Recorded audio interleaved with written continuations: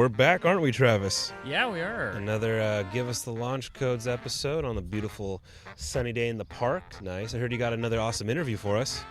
Yeah. One of my brothers-in-law. I won't say which one or how he relates. But he does karate, and he was like a real karate kid, if you will. So yeah, we talked. Also in this park. So we just I don't know. I think I needed to get out. You know, it's summer. I don't have air conditioning in my living room, and it's like Those old Long Beach houses, those old ones, huh? Those old. Yeah. They just need to. You know, the breeze is much nicer. So. Oh, this is our new studio for a little bit. I'd like it. I'd be down. All right, let's give a listen to your brother-in-law, who I work with. Hey. Hey everybody. I'm out here in a park on the most beautiful day I've ever seen. I'm out here with one of my brothers-in-law, the one I'm most close to, I think it's fair to say.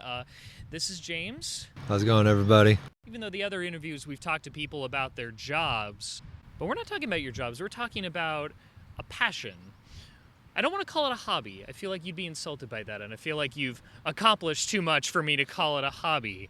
But you do karate. Yes. In fact, you don't just do karate, you are a third-degree black belt, I understand. That is correct. Ooh, which I understand is like, I don't know, like getting your Eagle Scout in Boy Scouts, which we both did. Yes. I'll start with this. What is a karate? I've never heard it suggested as a karate before, but I think a more broader term is probably martial art. I'm a Kempo practitioner, which is a Chinese-based martial art with some Japanese influences. It's a stand-up martial art, but occasionally we do grappling, we do groundwork, wrestling. But I've heard one man say that another name for it is overkill because of the amount of hand strikes that we learn. And we learn there's classical, practical, and tactical defenses. So classic work, which is the classical style of training that we do, that we learn from the monks, because it has some Shaolin influences. So we also do some weapons defenses, we learn to defend against knives and when someone comes at you with a baton. Yeah, I wasn't talking about like weapons like no one's coming out with you with a sword or anything. We are beyond those times now. A lot of things that we do also as well is sparring. So with sparring, what we get to do, we get to practice how we would use the moves in a fight. Basically like for lack of a better term, a kickboxing match, if you will. We do all sorts of hand strikes and all sorts of kicks and combinations, and that's how we get to practice them. And we hit each other, and we make each other better for it. It's very self-defense oriented, what you do. Yes. I know there are different types of martial arts. My dad used to be in Taekwondo, and he almost got a black belt in Taekwondo, and then my mom got injured, and then he had to stop doing it and never got back. But there's Taekwondo. I've heard of Kung Fu. I don't know if Tai Chi counts as a martial art, but there are many different martial arts. What is so unique about karate compared to the others? Well, I would say that they all have their uniqueness to them. With karate, what makes it unique is with Kempo is that it was just the origin where it came from, because there was a guy named William Chow, and he was a Hawaiian guy, and he was the reason why Kempo came to Hawaii. And if you want to go deeper into that, then there was another guy named Ed Parker from the 1950s, and he brought Kempo to the U.S. He was he was a big, heavy reason for that being in America now. The types of influences that it had, it was brought down from China. It was brought to Japan, and so it's just all the different regions that from the different regions that it comes from. And now it's practiced here. There's many different Kempo schools. The one that I train at, it's changed my life. How did you get into that? I was 11 years old, and I was at my school's fundraiser, and there was a silent auction going on, and my mom bid on this introduction lesson, and to get it for me, and she won it. And one day we decided to check out the dojo, and then I had my first 30-minute lesson, and from there I just immediately fell into it, and I've been at it now for about 14 years. You're a third-degree black belt, and I remember, the ceremony where you got it. It was at a park kind of like this. How does the belt system work? I know it's because it's very color-coded, and each color means a different thing. And yes. Yeah. So white belt is where it starts, and from white it goes to yellow to orange to purple, and those first 4 ranks are really the beginner ranks, and then you start getting into blue belts and blue greens and green belts, and that's where everything starts to speed up. That's where those are the intermediate ranks, and then from green brown, and after that it's brown belt, and that's where things start to get advanced, and then you start getting into black belts, and so it starts getting as you start and as you progress, things will get more difficult and more challenging, and and you'll start to see the progression from where you started versus where you are now, or where you continue to be, where you want to be. And third degree black belt, that means there are previous degrees of black belt that you've achieved, like a first degree, second degree. But third degree is definitely higher, correct? That's correct. Okay. The reason I ask is when I think first degree, second degree, I usually think in terms of murder crimes. And usually first degree murder is the worst possible charge. so I think third degree, I mean, you intentionally killed somebody, but it wasn't that big of an intention. No, third degree black belt it's like the flipped version of that. Yes. Now, you're a third-degree black belt. Is there any further to go, or have you reached the top of the mountain, my friend? I have actually just started the mountain. I'm actually at the foot of it. Yeah, there's a lot further to go. So I've been training for 14 years right now, and I got the third degree. If I wanted to get higher, then it's going to start taking longer and longer, because it goes all the way up to 10th degree. I've met so far only 2 of them that are 10th degree, and those guys have been training for 40, 50 years. And so that's longer than I've been alive. Wow. I didn't know it went that high. Good Lord. Wow. Practically speaking, what does having a black belt mean?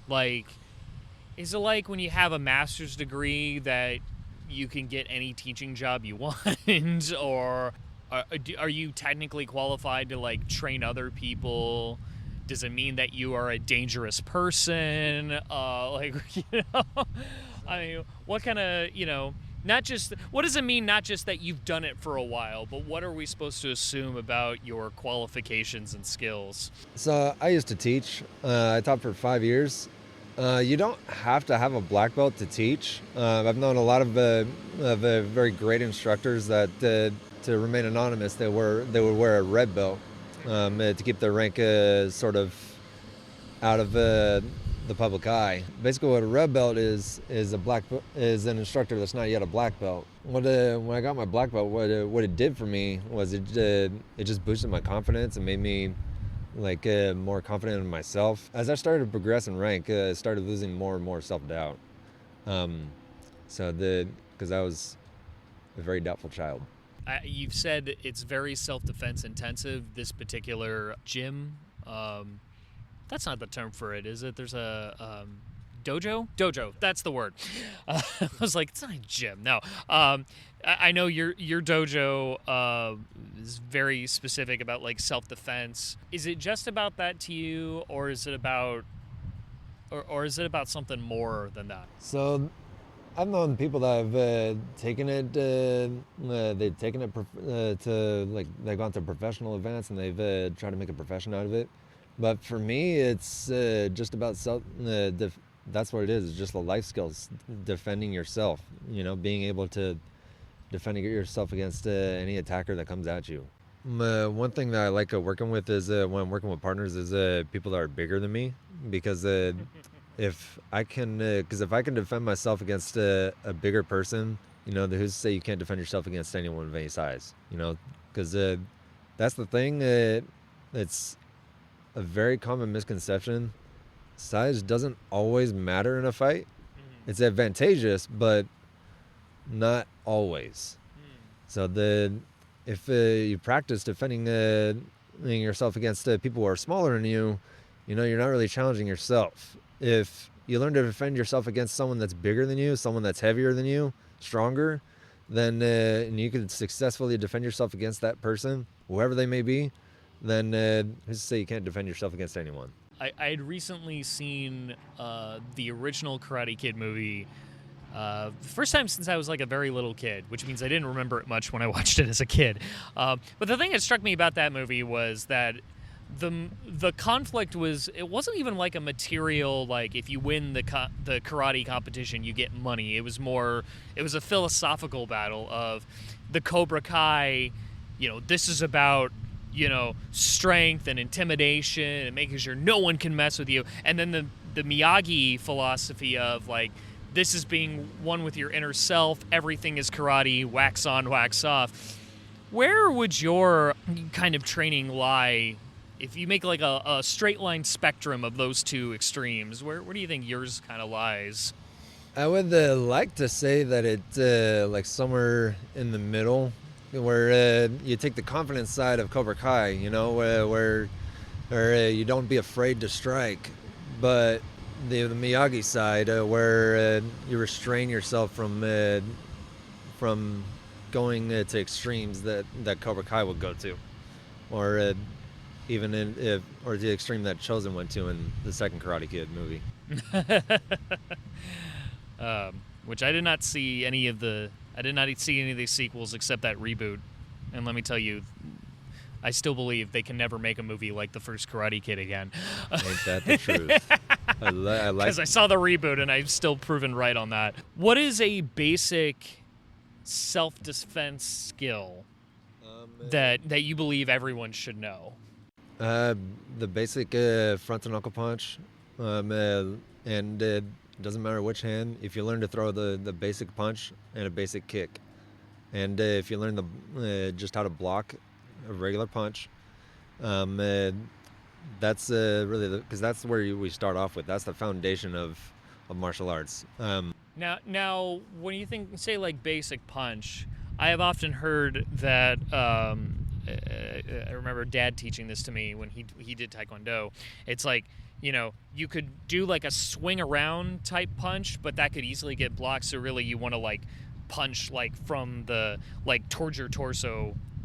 I know that's like one. Like when you say basic punch, like kind of what is your arm doing? So, your arm is just extend your arm just straight forward, like you're throwing a jab. So like a jab or a cross punch. Those are the two basic strikes to learn. It's so you have your arms here by your shoulders, and you just extend it forward, just like you're reaching forward for something, like you're reaching something out of a fridge or you know, just like that. So you're hitting with the first two knuckles on your hand. That's why it's called the front two knuckle punch. Well, in my martial art, we call it that. The other arts might call it just a regular front punch. When you ever watch the first Back to the Future movie, does it ever bother you that George McFly, when he punches Biff, it's like a big swing? Yes, it's a big old haymaker. And Biff is like, what? Like, he doesn't see it coming and doesn't protect himself. Yes, that always bothered me. Just for lack of form of the punch, he's just swinging wild. So yeah, it did bother me. But you know, he knocked him down. But It's but like you think Biff is just an idiot that he did. yes, yeah, Biff is a meathead. I've seen you do demonstrations with like a sword. It's like a very flippy floppy sword. It's not like, solid metal. But so is that like weapons training, or is that more of like a ceremonial type thing? So that's just weapons training. Weapons training is different from the traditional like training where you're learning punching kicks and you're learning katas and so what weapons training does it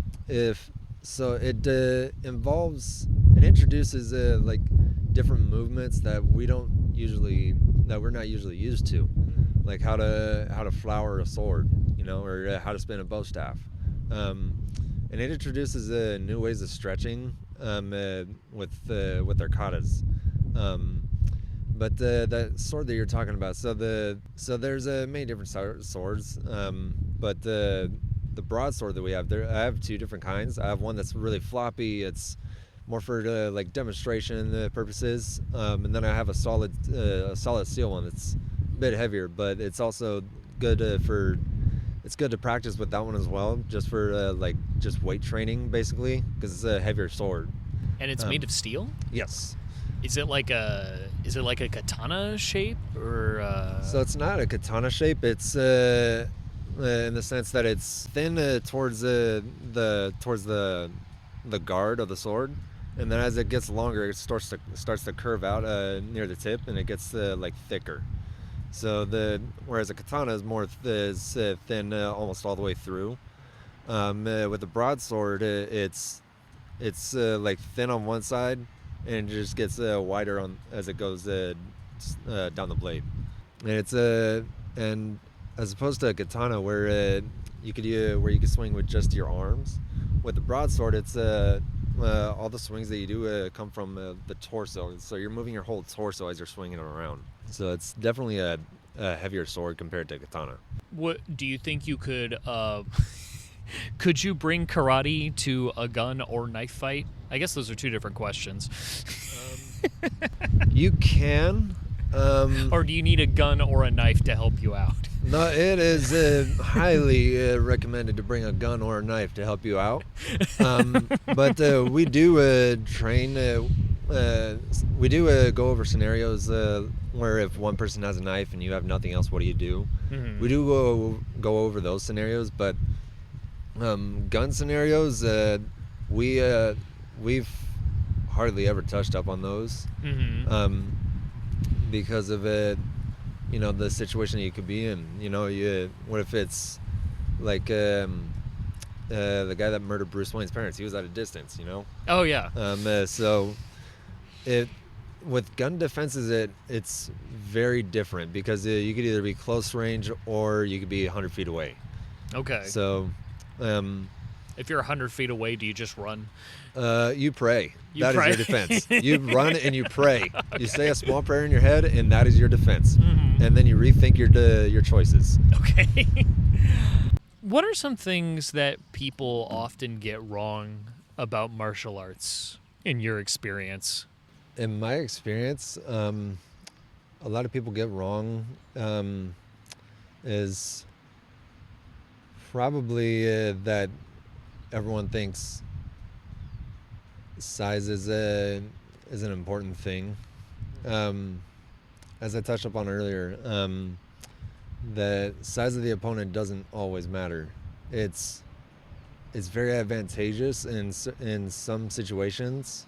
Like if there's a bigger guy about to stab you with a knife, he has the advantage because he's bigger and he's got an edged weapon. So that's one thing. Another thing I think is probably what Hollywood does with it. They introduce a lot of very flashy moves. Mm-hmm. But I mean, it looks cool. But there's some things I look at like I wouldn't do that. There's some things that you see in the media that could work. Like in John Wick Chapter 4, um, he actually introduced a new way to shoot a gun. He did like a one-hand maneuver thing. I don't remember what he did, but I remember when those movies first came out, and they what do they call it, like gun kata or something, where he's mixing martial arts and shooting, like using the gun both as a firearm and as a blunt instrument in like, the same series of motions. yes, yeah, that's what I would call it too. It's just gun kata, because he's practicing moves and defending against all opponents coming from all sides with a gun. And he's not just pulling the trigger. He's smacking people with the butt of it. He's hitting people with he's what some people might call pistol whipping. So yeah, he's doing all sorts of things with that not many people think to do, I would say. Has there been any entertainment, film and television that you like to watch or you've enjoyed watching as someone who does karate? I've enjoyed the Cobra Kai TV series. That was a great series about martial arts, and that told a story about one dojo that was known as the enemy back in the Karate Kid movies, and they're like the bad dojo, but then you'll start to learn that they're not a bad dojo. They just had a bad sensei, John Kreese. And so it was kind of about bringing that to the light, that Cobra Kai isn't bad. They're just led with a bad instructor and then that's sort of Johnny's journey as the lead sensei of Cobra Kai, is trying to redeem Cobra Kai in the eyes of everyone, and that it's okay to train there. And I kind of liked how they ended that series with him and Daniel coming to terms with each other, and they're both kind of sharing students in the sense that they will be learning just offensive moves and being aggressiveness, but also training with Miyagi and with that style, and learning defense as well. So Cobra Kai seems, I haven't seen it, but it sounds like Cobra Kai is a hard recommend from you. It is. What do you make of mixed martial arts, also known as MMA? That's So- pretty trendy. Yeah, so that's from what I understand, is very sports oriented. So there's a lot of questions about what if you take a monk and put him against an MMA fighter or a boxer or something. So I would say the MMA fighter every time, because they're not training to defend themselves necessarily. I mean, I'm sure all those MMA fighters and UFC fighters can. I have no doubt that they can defend themselves. But they train for sport.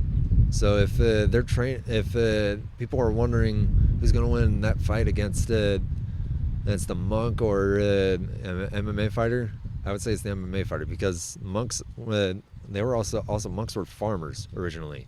So they're not training for sport. For them it's more like a way of life, So MMA it's good. It's very sports oriented. So yeah, it's advantageous to know multiple martial arts in practice the way they do. Is MMA? It's sport. I always think MMA as like boxing, but it's not technically boxing, right?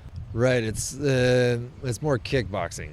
Yeah, kickboxing, grappling, a lot of taekwondo.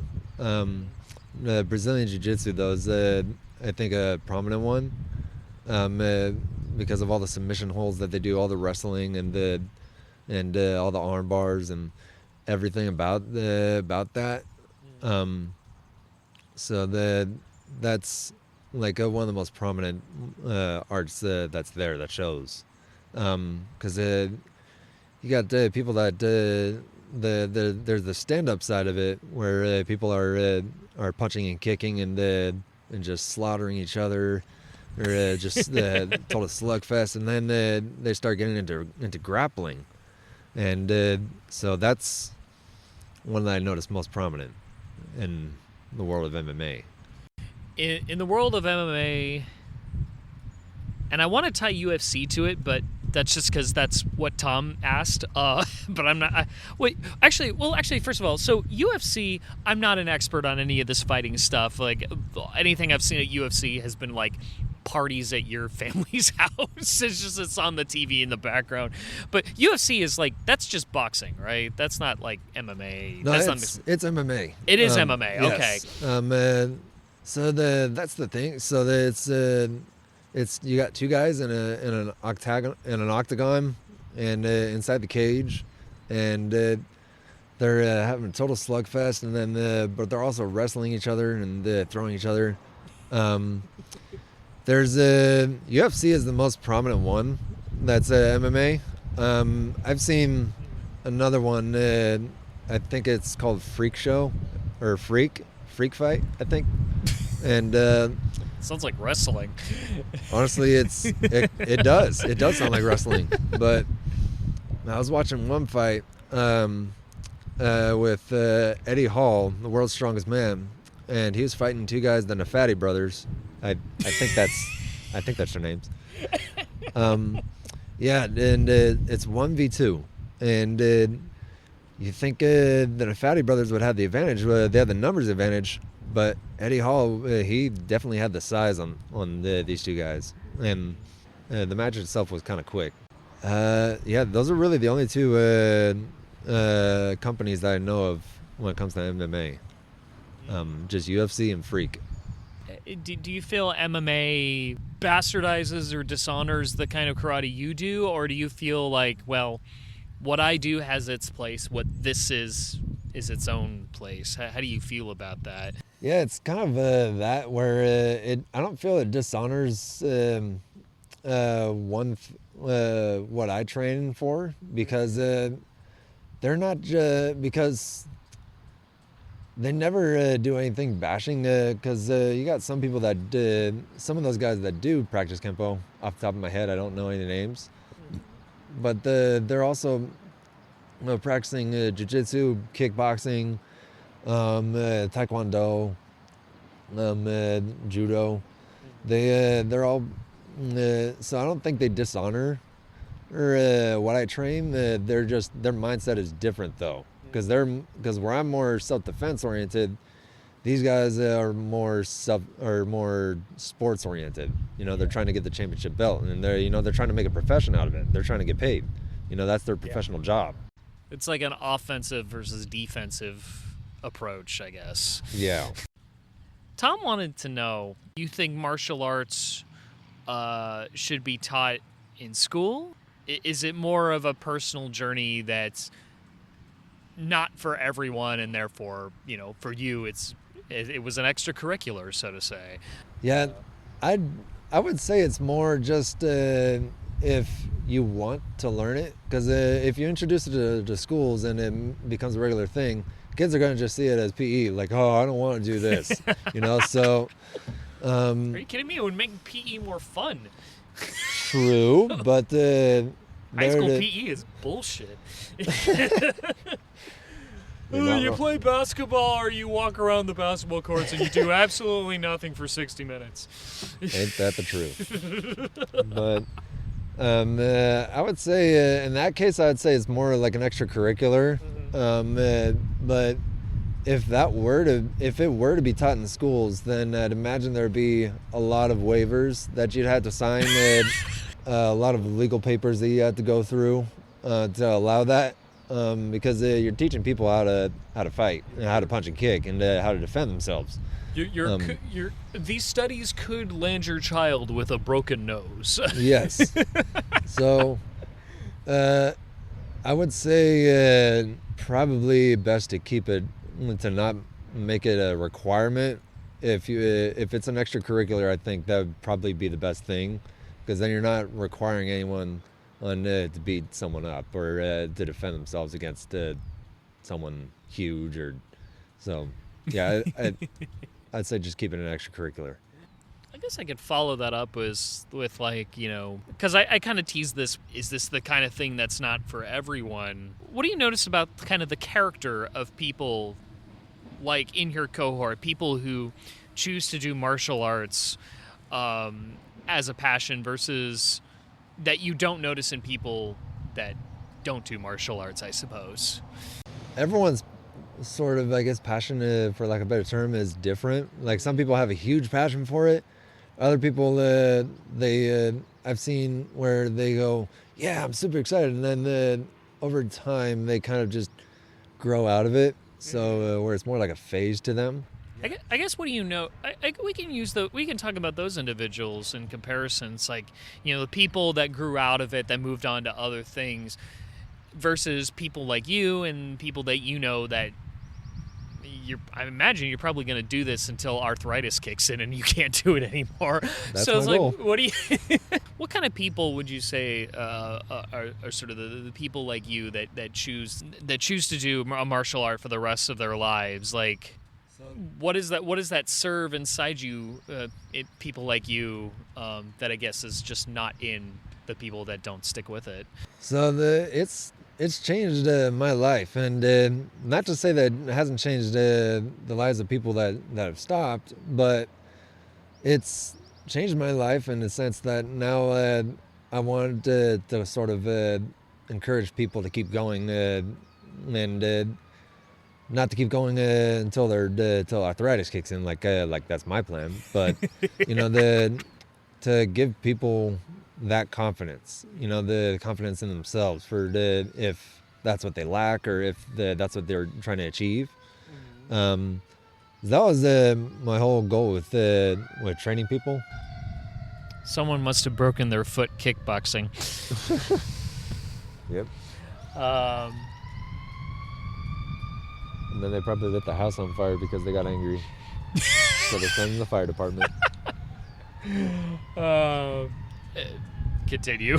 Anyways, so that was I guess why I started teaching is because I wanted to be able to help people see that to give them the option that if they want to keep going, then please keep going. But if they want to learn it for the purposes of self-defense in the real world and going out and continuing the path that they originally went on, then that's their passion, was just to learn to be able to defend themselves outside of the world of the dojo, which is I guess everyone's ultimate goal, is being able to defend yourself outside of it.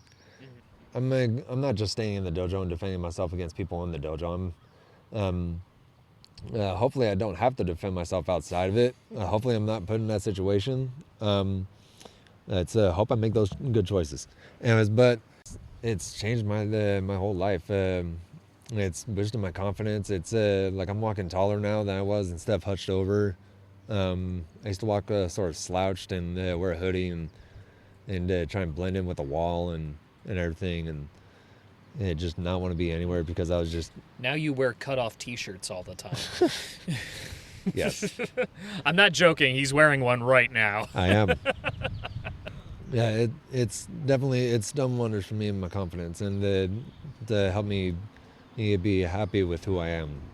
That I hope that it does the same for other people, and I hope that some people can be that people do learn that confidence, that they do, that when it comes down to it, that they don't freeze in a situation where they're being attacked. That's another thing we're trying to do is that's difficult for everyone, is trying not to freeze in a scenario. My last question is, how has karate shaped your personal view of the world? This doesn't have to be anything, political, like how does this affect your choices at the ballot? It doesn't have to be that. That's what I ask people if I'm asking about their like jobs that they get paid for, but I figured I don't think this really works for karate. But it could be like, I guess how you view the nature of your existence, spiritual, anything like that. Just sort of how you see things. How has karate affected that? It's affected things in a big way in the sense that now I'm happier now. Like just everything's peaceful. It's a beautiful day out here in the park, and I kind of just want to lay down here and do nothing. But for other people, I would like to say that they think the same, but I'm not other people, so. But yeah, it's just made me more at peace with who I am. It's and with the rest of the world. Like I'm not shrugging away from everyone. I'm not hiding from everyone I walk by. Like sometimes I'll say hi to random people, just wave at them, especially where I work. Where I work in, I work in at a warehouse, so where sometimes where I might be pulled to help people, so I might say, "Hey, do you need help?" So it's made me more helpful and more happy. Well, thank you. It was great talking with you again, James. I definitely learned a lot more. I mean, I've watched you and your sister do karate for a very long time, but I feel like I've learned something more out of it than I've learned a lot of new things that I didn't really consider before. So thank you so much. Yeah, thank you for having me. It's been fun. You know what's interesting? I don't know if you knew this. When it comes to the belts, the color originates from long, long ago. That when you started working on a martial art, and all the belts started off as white, depending on how long and how hard you trained, it actually started turning color. So you actually this is like hundreds upon hundreds of years ago. You never washed your belt, and that showed how long you've been doing it, because the proof is in the pudding. Like, it's black because it's like 20 years old and I never washed it. So that's where I remember hearing where the color of the belts come from. Nowadays you're just given like the white belt, purple belt, blue belt, brown belt, and all that stuff, and you're given the black belt. But to actually earn the black belt long, long ago, it was because you actually put in the work. Like, it's all like when you saw a black belt, like, 500-600 years ago, is because it's literally just sweat and blood dried up and never washed. Yeah, did you know? That's crazy, huh? I wonder how that metric could play with my shoes, because I never washed my shoes. My shoes, the whites used to be white, and now they're like a dark gray because I've had them for... Are these the ones for the bachelor party? Yeah, these are the ones I wore for the bachelor they're party. almost on 2 years. They're good shoes, right? Yeah. Oh, and another thing, too, because you brought it up, it's actually gun fu. It's gun fu. Uh-huh. Not gun kata. Okay. No, it's gun fu because... Okay, that sounds way better. If you remember the movie Equilibrium with Christian Bale. Yes. When he was doing all that dual-wield pistol, little gun fu stuff, that gun fu. Okay. Because it's about, you using the pistol as a weapon, but you're, like, bending the bullet around and, like, doing stylized stuff. Yeah, it's called gun fu. Christian Bale, thank you. Thank you, Christian Bale. All right. All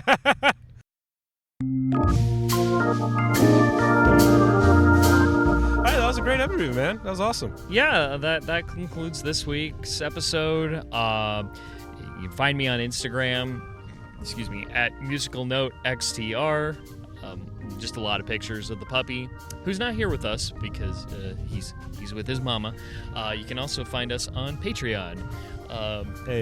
Just give a little. Just enough to get some in and out, folks. That's all we want. Yeah. And hopefully, if we've learned anything from this interview, there'll be no more Karate Kid movies. I hope so. That last one. Of course, you could tell by the trailer. We're in New York now. Ooh. Yeah. All right. Well, that was a great interview. Hope you all enjoyed that. Thanks again, Travis, for doing that. That was awesome. You're welcome. All righty. Well, good afternoon, good evening, good night, folks. Bye, everyone.